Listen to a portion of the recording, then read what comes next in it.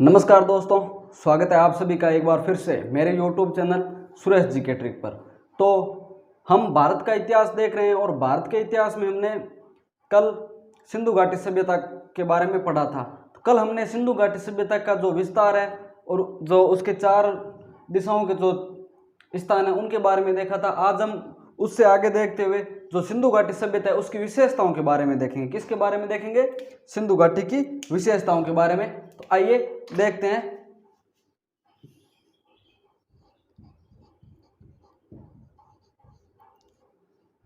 सिंधु घाटी सभ्यता की विशेषताएं। किसकी विशेषताएं? सिंधु घाटी सभ्यताएं की विशेषताएं। तो हम सिंधु घाटी जो सभ्यता है उसकी विशेषताओं में देखेंगे। जो सिंधु घाटी सभ्यता मिलती है वो एक नगरीय व्यवस्था, अर्थात हम कह सकते हैं कि सिंधु घाटी सभ्यता से हमें जितने भी जो पुरा स्थल मिले हैं उन पुरा स्थलों में सभी हमें नगरों के रूप में मिली है। तो कल हमने देखा था कि हम सिंधु घाटी सभ्यता को प्राग ऐतिहासिक काल में रखते हैं। तो हम किस आधार पर कहेंगे कि जो ये सिंधु घाटी सभ्यता है वो एक नगरीय व्यवस्था है?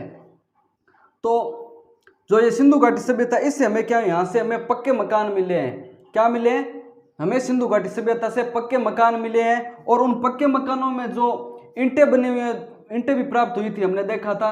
तो वो जो ईंटें बनी हुई है वो एक निश्चित अनुपात में मिली है। किस में मिली है? निश्चित अनुपात में। 4:3:4:2:1 में हमें वो ईंटें मिली है। तो ये बात हमें ध्यान में होनी चाहिए। और जो ये सिंधु घाटी सभ्यता, इससे जल निकासी के लिए सुव्यवस्थित ढंग से व्यवस्था मिली है। जो नालियां मिली है वो लकड़ी और सीमेंट की बनी हुई है। तो हम आमतौर पर देखते हैं कि ऐसी व्यवस्था शहरों में मिलती है, इसीलिए हम अनुमान लगाते हैं कि जो ये सिंधु घाटी सभ्यता है वो एक नगरीय व्यवस्था रही होगी। और यहाँ जो सिंधु घाटी सभ्यता में हमें सड़कें मिलती है वो सड़कें भी एक दूसरे सड़क को समकोण पर काटती है। जो चौराहे मिलते हैं ना वो समकोण पर मिलती है। ये सारी बातें हमें सिंधु घाटी सभ्यता की विशेषता में ध्यान में रखनी है। तो हम इन बातों को नोट कर लेते हैं कि यह सभ्यता एक नगरीय व्यवस्था है। ठीक है, यह तो ही सिंधु घाटी सभ्यता की नगरीय व्यवस्था है। यहां से हमें पक्के मकान मिले हैं। क्या मिले हैं? पक्के मकान मिले हैं। किस सभ्यता से? सिंधु घाटी सभ्यता से। तो ध्यान में रखना, यहां से हमें पक्के मकान मिले हैं।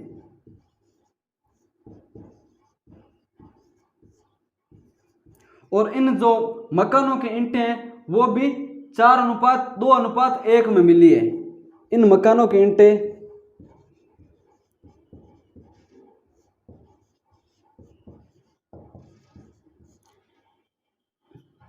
4:2:1 में मिली है। यह बात हुई ईंटों की। और हमें इस सभ्यता से क्या मिलता है? इस सभ्यता से हमें जल निकासी के लिए सुव्यवस्थित तरीके से जल निकासी की व्यवस्था मिलती है। ठीक है, तो वो भी हमें ध्यान में होनी चाहिए। यहां उन्नत जल निकासी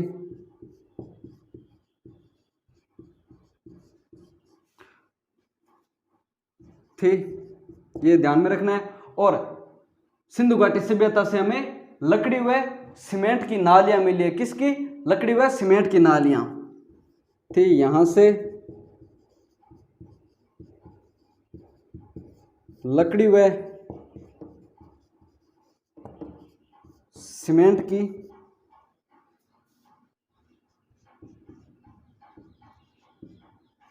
नालियां मिली है। यह बात भी हमें नालियों के बारे में ध्यान में होनी चाहिए। और अगली बात है कि जो यहां से हमें सड़कें मिलती है वो भी एक दूसरे को समकोण काटती है।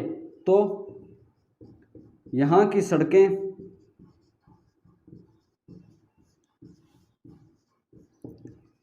एक दूसरे को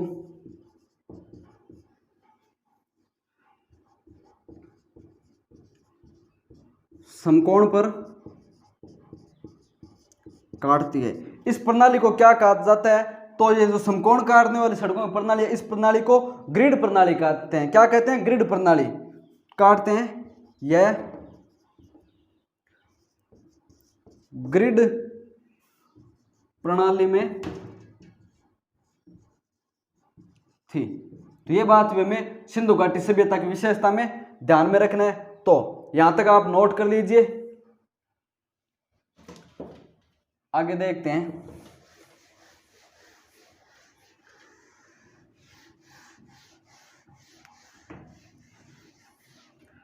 अब हम बात करते हैं जो हमें सिंधु घाटी सभ्यता से जो नगर मिलते हैं ना, उन नगरों को दो भागों में बांटा गया था। तो उन दोनों भागों की हम बात कर लेते हैं कि नगरों को किन किन भागों में बांटा गया था। तो यहाँ के नगरों को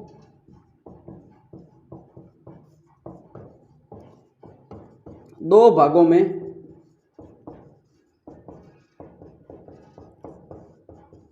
बांटा गया था। दो भाग कौन कौन से होंगे? एक तो होगा ऊपरी भाग। कौन सा? ऊपरी भाग। और दूसरा होगा निचला भाग। निचला भाग। तो क्या विशेषता है इस ऊपरी और निचले भाग की? तो हम बात करते हैं ऊपरी भाग की। तो इस ऊपरी भाग में क्या होता था कि जो सिंधु घाटी सभ्यता के लोग हैं वो इस ऊपरी भाग में धार्मिक अनुष्ठान के कार्य करते थे। और जो ये ऊपरी भाग है इससे हमें सामूहिक सभा स्थल की भी प्राप्ति हुई है खुदाई के दौरान। तो ये हमें ध्यान में रखना है ऊपरी भाग के बारे में। और जो निचला भाग है ये जो सिंधु घाटी सभ्यता के नगर था उनमें आवास का स्थान होता था। जैसे हम मान लेते हैं कि ये हमें एक नगर प्राप्त हुआ है, ठीक है। तो इसके ये दो भाग हो गए। इस ऊपरी भाग में तो धार्मिक काम हुए, धार्मिक आयोजन होते थे और सामूहिक सभा होती थी। इस निचले भाग में आवास होता था लोगों का। अब एक बात आप ध्यान में रखना कि ये जो सिंधु घाटी सभ्यता है इसके ऊपरी भाग में हमें धार्मिक अनुष्ठान या धार्मिक कार्यों के प्रमाण तो मिले, लेकिन कोई मंदिर होने का प्रमाण नहीं मिला। ये बात भी हमें ध्यान में रखनी है, ठीक है। तो हम यहां पर नोट कर लेते हैं ऊपरी भाग के बारे में कि यहां धार्मिक काम होते थे। यहां से सामूहिक सभा स्थल प्राप्त हुए।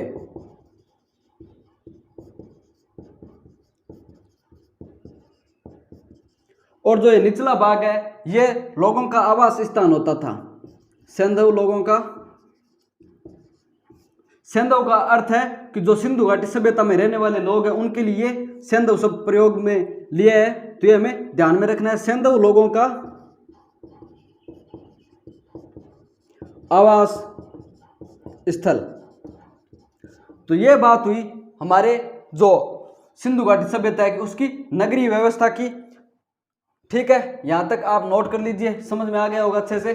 अब बात करते हैं इसके आगे कि जो सिंधु घाटी सभ्यता का हमें एक नगर मिला है मोहनजोदड़ो। उस मोहनजोदड़ो से हमें क्या है, एक विशाल स्नानागार मिला है खुदाई के दौरान।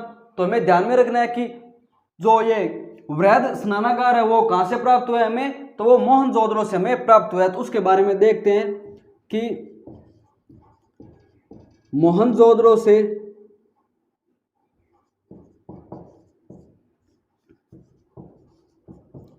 वृहद स्नानागार प्राप्त हुआ है, ठीक है। जो ये स्नानागार है उसकी लंबाई, चौड़ाई और गहराई की बात करें तो इसकी लंबाई कितनी मिलती है हमें, ये 11.88 मीटर लंबा हमें मिलता है। कितना? 11.88 मीटर। चौड़ाई कितनी मिलती है इसकी, तो इस मोहनजोदड़ो से प्राप्त वृहद स्नानागार की चौड़ाई हमें मिलती है वो है 7.01 मीटर। कितनी? 7.01 मीटर। और गहराई की बात करें तो इस स्नानागार की गहराई हो जाएगी 2.43 मीटर। अब इस स्नानागार की आकृति बात करें तो यह तो हो गई लंबाई इसकी 11.88 मीटर, और यह हो गई इसकी चौड़ाई कितनी 7.01 मीटर, और यह होगी गहराई 2.43 मीटर। इस प्रकार से हमें एक मोहनजोदड़ो में ये स्नानागार मिला है। ठीक है, ये तो हो गया स्नानागार की लंबाई, चौड़ाई और गहराई। अब बात करते हैं इस स्नानागार का उपयोग क्या था। तो इस स्नानागार का उपयोग धार्मिक अनुष्ठान में किया जाता था। अब हम किस आधार पर कह सकते हैं कि इस जो ये स्नानागार प्राप्त हुआ है इसका उपयोग धार्मिक अनुष्ठान में ही करते थे? क्योंकि जो ये स्नानागार प्राप्त हुआ है, इस स्नानागार के पास हमें क्या मिला है, एक पुरोहित आवास मिला है, अर्थात जो पुरोहितों का आवास होता है वो हमें मिला है। इसलिए हम अनुमान लगा सकते हैं कि उस पुरोहित आवास ये बृहद स्नानागार के पास होने के कारण इसका प्रयोग धार्मिक अनुष्ठान के लिए किया जाता था। तो ये ध्यान में रखना, इसका प्रयोग धार्मिक कार्यों के लिए।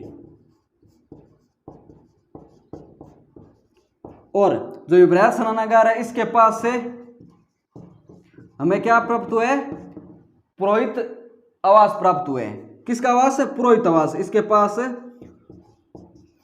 पुरोहित आवास प्राप्त हुए हैं। ठीक है, ये तो बात हुई इस स्नानागार की।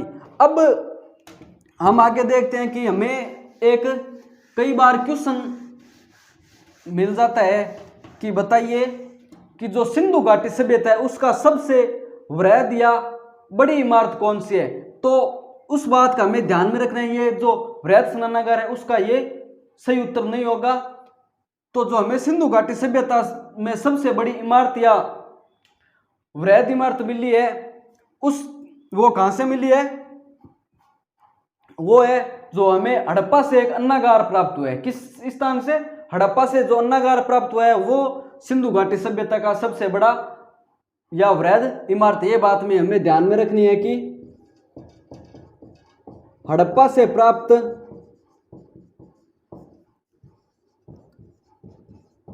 अन्नागार सिंधु घाटी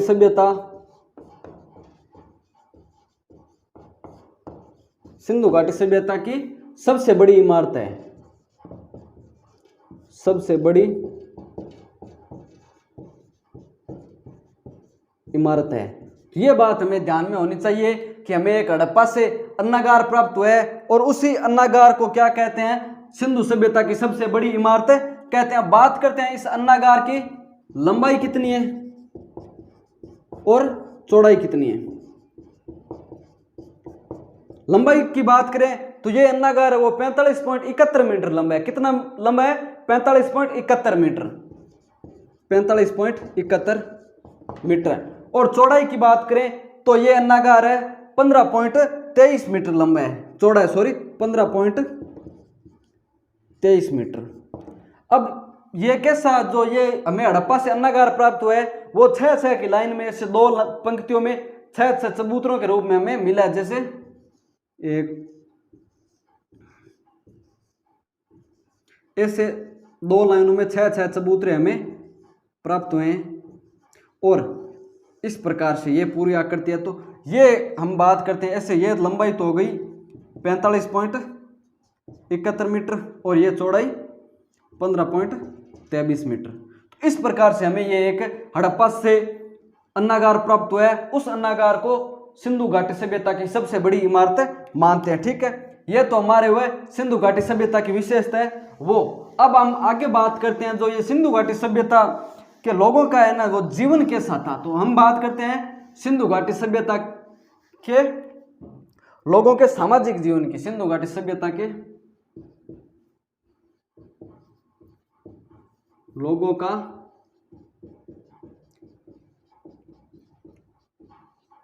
सामाजिक जीवन।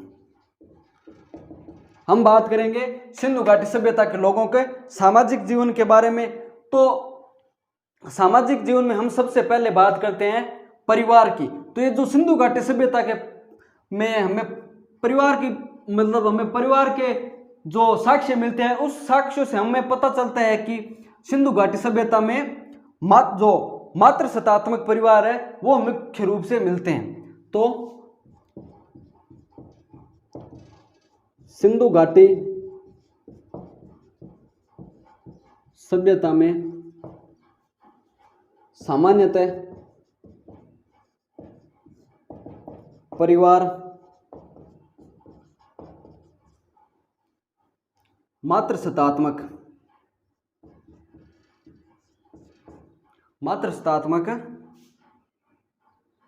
थे। तो अब हम बात करते हैं ये मातृ सत्तात्मक परिवार क्या है। हमने तो सुना है संयुक्त परिवार और एकल परिवार, लेकिन ये मातृ सत्तात्मक परिवार क्या है, तो देखते हैं मातृ सत्तात्मक परिवार क्या है। परिवार मुख्य रूप से हमें परिवार कितने रूप में देखने को मिलते हैं। एक तो होता है मातृ सत्तात्मक और दूसरा होता है पितृ सत्तात्मक।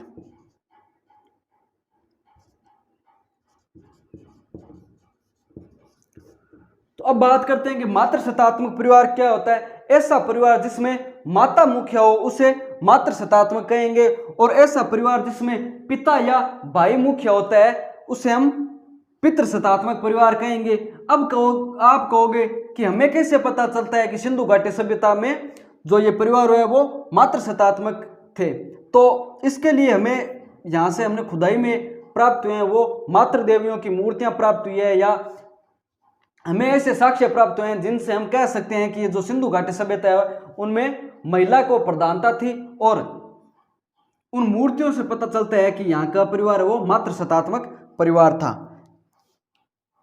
ठीक है, ये ध्यान में रखना है। पितृ सत्तात्मक परिवार का मुखिया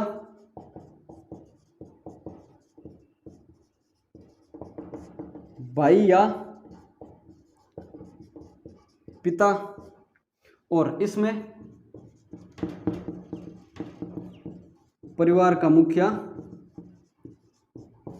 माता। ये बात हमें सिंधु घाटी सभ्यता के परिवार के बारे में ध्यान में होनी चाहिए। ठीक है, यहां तक अच्छे से क्लियर हो गया।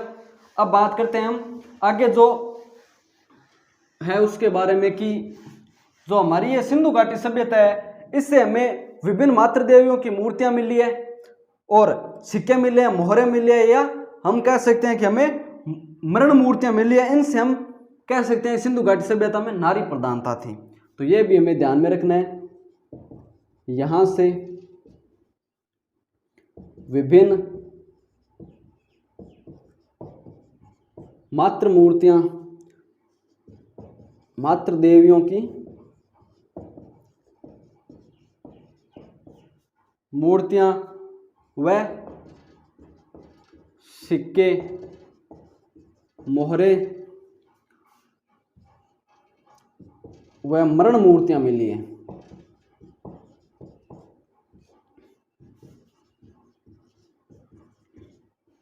इसी के आधार पर कहेंगे हम कि सिंधु घाटी सभ्यता में नारी प्रधानता थी मिली है। इसी कारण सिंधु घाटी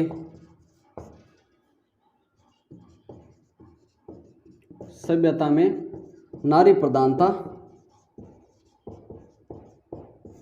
मानते हैं। ये तो बात हुई परिवार व नारी प्रधानता की। अब जो ये सिंधु घाटी सभ्यता में सामाजिक जीवन की बात करें तो हमें कुछ ऐसे साक्ष्य मिलते हैं जिनसे पता चलता है कि सिंधु घाटी सभ्यता के लोग मनोरंजन के बहुत प्रेमी थे। तो अब बात करते हैं कि हमें क्या साक्ष्य मिलते हैं। तो हमें सिंधु घाटी सभ्यता से रथ दौड़ के साक्ष्य मिलते हैं, शिकार के साक्ष्य मिलते हैं, और अन्य कई खेलों के साक्ष्य मिलते हैं। सिंधु घाटी सभ्यता में हमें जो रथ दौड़ है उसका स्टेडियम भी प्राप्त हुआ है। इन आधार पर हम कहते हैं कि जो ये सिंधु घाटी सभ्यता के लोग हैं वो खेल प्रेमी या मनोरंजन प्रेमी थे। तो ये भी हम नोट कर लेते हैं। ये लोग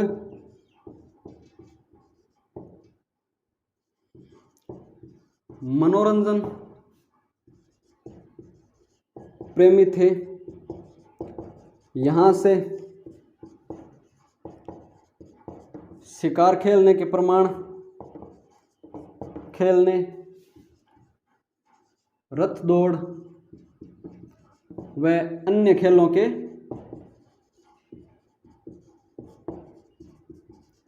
प्रमाण मिले। ये सारी बातें हमें सिंधु घाटी सभ्यता के बारे में ध्यान में होनी चाहिए कि सिंधु घाटी सभ्यता से हमें क्या क्या चीजें मिली है, ये क्वेश्चन आ जाते हैं। ठीक है, तो ये तो बात हुई खेल और मनोरंजन की और परिवार की। अब बात करते हैं जो ये सिंधु घाटी सभ्यता में जो समाज है, उस समाज को कार्य के आधार पर 4 भागों में बांटा गया था। कितने भागों में? कार्य के आधार पर 4 भागों में। तो ये भी देख लेते हैं कि इस सभ्यता में कार्य के आधार पर समाज 4 भागों में बंटा था। अब बात करते हैं हम ये 4 भाग है वो कौन कौन से थे। तो सिंधु घाटी सभ्यता में 4 भाग थे। उसमें विद्वान वर्ग आता था, विद्वान वर्ग, व्यापारी वर्ग, योद्धा वर्ग और मजदूर वर्ग, ये 4 वर्ग आते थे। ये किस पर आधारित थे? जन्म पर नहीं आधारित होकर कर्म या कार्य आधारित थे। तो ये बात में हम ध्यान रखनी है कि सिंधु घाटी सभ्यता में समाज को 4 भागों में बांटा गया था और 4 भाग कौन कौन से उनके बारे में हम चर्चा करते हैं। पहला है वो है विद्वान वर्ग। कौन सा वर्ग? विद्वान वर्ग। तो इस वर्ग में सिंधु घाटी सभ्यता में कौन कौन से लोग आते थे? तो इस विद्वान वर्ग में पुरोहितों को इस विद्वान वर्ग में रखा जाता था। ज्योतिष विद्या के हमें साक्ष्य मिले हैं सिंधु घाटी सभ्यता से, तो हम कहेंगे कि ज्योतिषों को इस वर्ग में रखते थे। और सिंधु घाटी सभ्यता के लोग हैं वो जादू और टूना टोटका में भी विश्वास करते थे, इसलिए जादूगरों को भी इस विद्वान वर्ग में रखे। इस वर्ग में किसे रखा गया? पुरोहितों, ज्योतिषों व जादूगरों को। ठीक है, ये तो हमारा हुआ विद्वान वर्ग। इसके बाद आता है व्यापारी वर्ग। कौन सा वर्ग? व्यापारी वर्ग। तो देखते हैं व्यापारी वर्ग में कौन कौन लोग आते हैं। तो व्यापारी वर्ग में, इस वर्ग में वो लोग हैं जो व्यापार का कार्य करते हैं या कोई बिजनेस करते हैं, उन लोगों को इस व्यापार वर्ग में रखेंगे। तो इसमें आएंगे व्यापारी, जुलाहे, ये हो गया जुलाहे, और सोने का काम करने वाले इसमें आते थे सुनार, और जो धातु का काम करते थे उन्हें भी इसी वर्ग में रखा गया है। तो उन्हें हम लोहार कहते हैं या धातु कार्य करने वाले। ये बात भी हमें इस व्यापारी वर्ग के बारे में ध्यान में रखनी है। अगला हमारा जो वर्ग है वो है कौन सा? योद्धा वर्ग। तो देखते हैं योद्धा वर्ग के बारे में। योद्धा वर्ग, नाम से स्पष्ट है कि इस वर्ग में जो योद्धा है वही शामिल होंगे जो युद्ध कौशल का कार्य करते हैं। तो इस वर्ग में आ जाएंगे राजा व उसकी सेना, इस योद्धा वर्ग में आती थी। राजा व उसकी सेना। अब हमारा जो सिंधु घाटी सभ्यता है उसका एक वर्ग और बच जाता है, वो है मजदूर वर्ग। कौन सा वर्ग? मजदूर वर्ग। इस वर्ग में वे सभी लोग आते हैं जो मजदूरी का कार्य करते हैं, इसलिए इसे मजदूर वर्ग कहा गया है। इस मजदूर वर्ग में श्रमिक इस मजदूर वर्ग में आते हैं, और जो कृषक है, खेती करते हैं, वो भी इसी मजदूर वर्ग में आते हैं। तो कृषक तथा श्रमिक। तो ये हो गया हमारा सिंधु घाटी सभ्यता का सामाजिक जो वर्गीकरण है वो। ये हमें ध्यान में रखना है कि सिंधु घाटी सभ्यता को 4 काम के आधार पर 4 वर्गों में बांटा गया था। उनमें से विद्वान वर्ग, व्यापारी वर्ग, योद्धा वर्ग व मजदूर वर्ग इन चारों में शामिल है। तो ये हमें ध्यान में रखना है। ठीक है,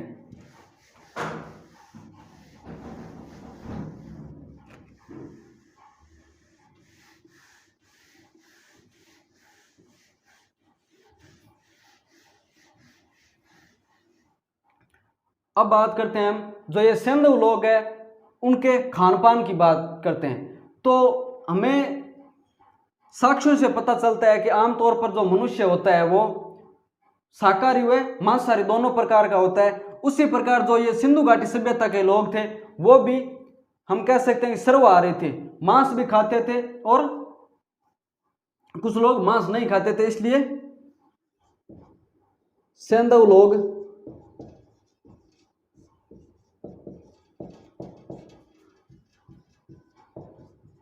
सर्वाहारी थे। ठीक है। अब आप लोग कहोगे कि सर हमें कैसे पता चला कि ये लोग मांस खाते थे? तो साक्ष्यों से पता चलता है कि जो लोग अपने पेट भरने के लिए कोई भी भोजन ग्रहण करते हैं वो शाकाहारी तो हो ही जाते हैं, लेकिन कुछ स्थानों से हमें हड्डियां प्राप्त हुई है। उन हड्डियों पर दांतों के निशानों से पता चलता है कि वो मनुष्य द्वारा खाई गई है। तो इसलिए हम कहते हैं कि जो सिंधु घाटी सभ्यता में रहने वाले लोग थे वो सर्वाहारी थे। तो ये बात हमें ध्यान में रखनी है। ठीक है। तो यह तो हो गया हमारा सामाजिक जीवन। इसके बाद हम बात करते हैं सिंधु घाटी सभ्यता के लोगों का धार्मिक जीवन के बारे में।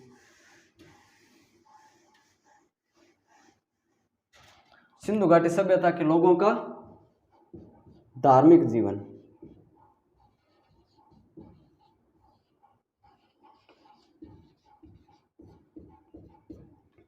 तो धार्मिक जीवन में बात करें तो साक्ष्यों से पता चलता है कि ये सिंधु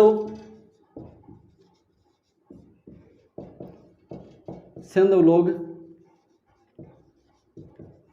धार्मिक प्रवृत्ति के थे। तो कैसे कि हमें ये लोग धार्मिक प्रवृत्ति के थे? तो मोहनजोदड़ो से जो एक मोहर प्राप्त हुई है उस मोहर पर एक आकृति अंकित है। उस आकृति में क्या पता चलता है? उस आकृति को देखने से कि एक व्यक्ति बैठा हुआ है और उसके सर पर एक मुकुट या सर पर 3 सींग दिखाई दे रहे हैं और आसपास जो पशु पक्षी है वो बैठे हुए हैं। उससे हम अनुमान लगाते हैं कि वो जो सिक्के पर चित्रित जो चित्र है वो पाशुपति शिव का मानते हैं। इसलिए हम कहते हैं कि ये जो सिंधु लोग हैं वो धार्मिक प्रवृत्ति के थे। तो ये भी हमें ध्यान में होना चाहिए कि मोहनजोदड़ो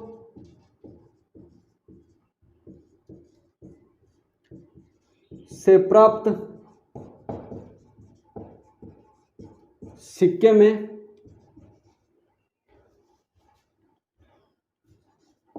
में योगासन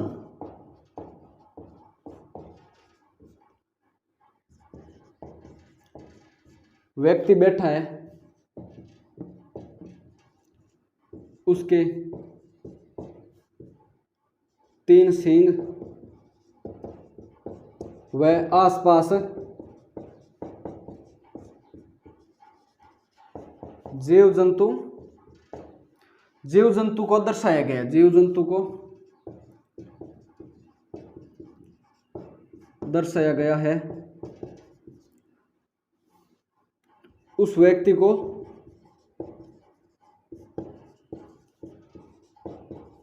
पाशुपति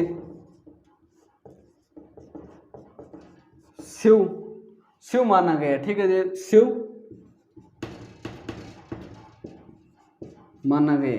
तो ये बात हमें ध्यान में होनी चाहिए कि मोहनजोदड़ो से हमें एक सिक्का प्राप्त हुआ है और उस सिक्के में एक आकृति अंकित की गई है। उस आकृति में एक व्यक्ति है वो योगासन मुद्रा में बैठा है और उसके 3 सींग दिखाई दे रहे हैं और आसपास कई जीव जंतु बैठे हैं और उस व्यक्ति को हम जो पाशुपति शिव के रूप में माना गया है। ठीक है, यह तो हुई इस सिक्के की बात। अब बात करते हैं जो हमें हड़प्पा से जो मातृ देवियों की मूर्तियां प्राप्त हुई है या अन्य हड़प्पा के अलावा अन्य स्थानों से भी कई मूर्तियां प्राप्त हुई है। उन मूर्तियों के आधार पर हम कहते हैं कि जो ये सिंधु लोग हैं वो धार्मिक प्रवृत्ति के थे। तो ये भी ध्यान में रखना कि हड़प्पा व अन्य स्थानों से प्राप्त मातृ देवियों की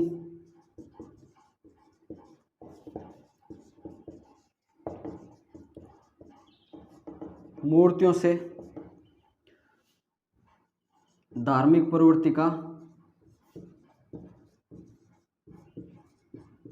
पता चलता है। ठीक है, यह बात हुई हमारे जो मूर्तियां प्राप्त होती है उनसे। और जो यहां तक समझ में आ गया, अब बात करते हैं आगे की कि जो हमें ये सिंधु घाटी सभ्यता है, इस सभ्यता से कई स्थानों से है ना हमें जो अग्नि है, अग्नि की वेदियां प्राप्त हुई है। तो अग्नि की वेदियों से हमें कैसे पता चलता है कि ये धार्मिक प्रवृत्ति के थे। और उन अग्नि की वेदियों के पास जो पुरोहित आवास है वो भी मिले हैं कि ऐसा प्राचीन समय में था कि जो लोग वो पुरोहित होते हैं वो ये करने के लिए अग्नि की वेदियां बनाते थे। उससे पता चलता है कि ये सिंधु घाटी सभ्यता के लोग हैं वो धार्मिक प्रवृत्ति के थे। तो ये भी हम नोट कर लेते हैं कि कई स्थानों से अग्नि वेदियां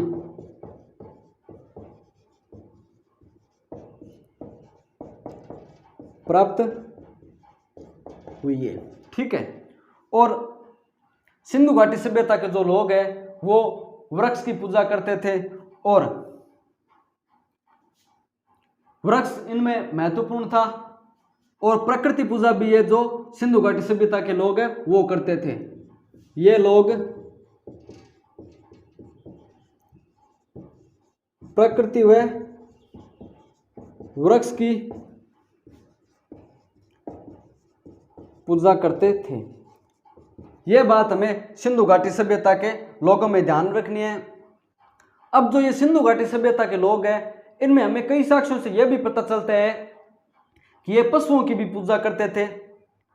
तो सिंधु घाटी सभ्यता में सबसे जो पवित्र जो पशु है वो एक सींग वाला पशु है। एक सींग वाला पशु अर्थात गेंडा या उसे श्रृंगी पशु कहते हैं। तो हमें ध्यान में होना चाहिए कि सिंधु घाटी सभ्यता के लोग हैं वो एक सींग वाले एक सींग वाले पशु या श्रृंगी पशु को वो महत्व देते थे। ये भी हमें ध्यान में रखना है कि ये लोग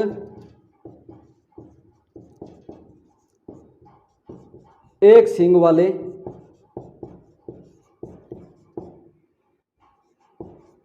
पशु या श्रृंगी पशु को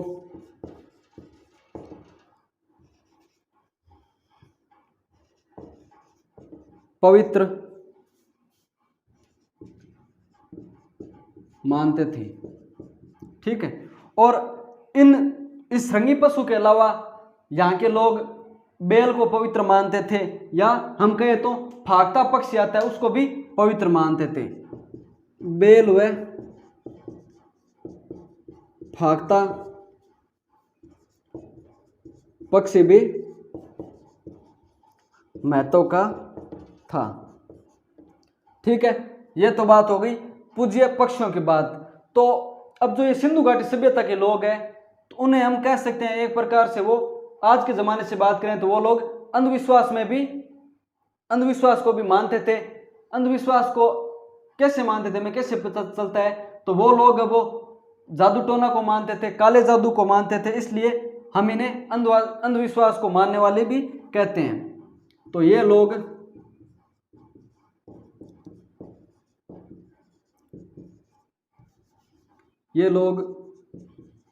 जादू टोना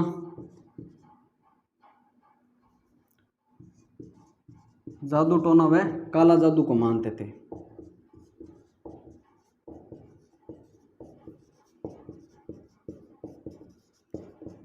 तो ये हो गया हमारा सिंधु घाटी सभ्यता का वो धार्मिक जीवन है उसके बारे में। इसके बाद हम करते हैं जो बात आती है जो सिंधु घाटी सभ्यता के लोग हैं उनके जो अंतिम संस्कार की विधि हैं उनके बारे में बात करते हैं।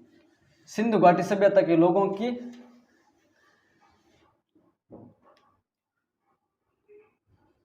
के अंतिम संस्कार की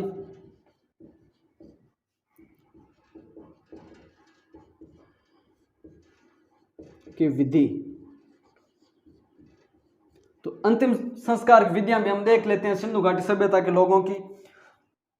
तो इस सभ्यता में क्या होता था देखते हैं कि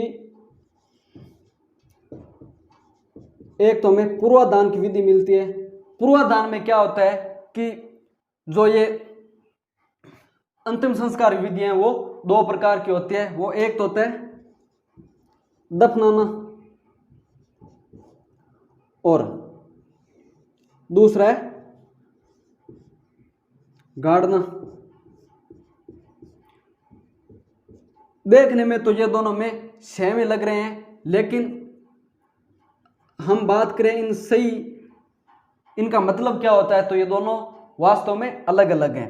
जो ये दफनाने की विधि है इसमें तो क्या होता है कि एक गहरा गड्ढा खोदा जाता है, किस तरह से, ऐसे गड्ढा खोद दिया जाता है और उसमें ऐसे कोई मुर्दे को लिटा दिया जाता है, ठीक है।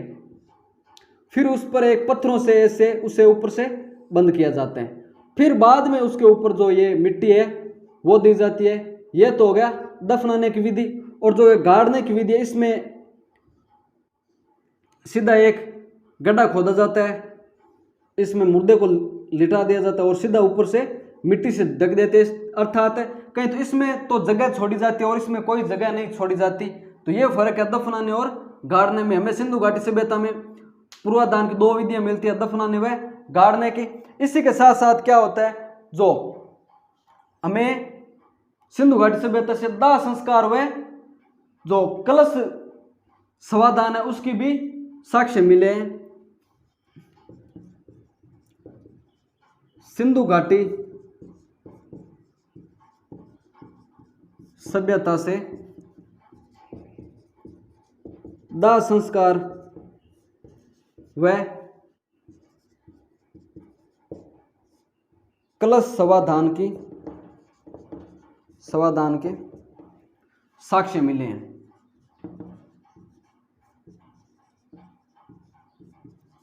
तो ये तो ही हमारे जो सिंधु घाटी सभ्यता है उसके जो अंतिम संस्कार है उसकी विधियों के बारे में। अब हम एक बात करते हैं, जो हड़प्पा शहर है हमारा, इसी सिंधु घाटी सभ्यता का एक शहर है या नगर है हड़प्पा। उस हड़प्पा से हमें R37 नामक सामूहिक कब्र प्राप्त हुई है। कहां से प्राप्त हुई है तो यह ध्यान में रखना कि हड़प्पा से R37 नामक सामूहिक कब्र प्राप्त हुई है।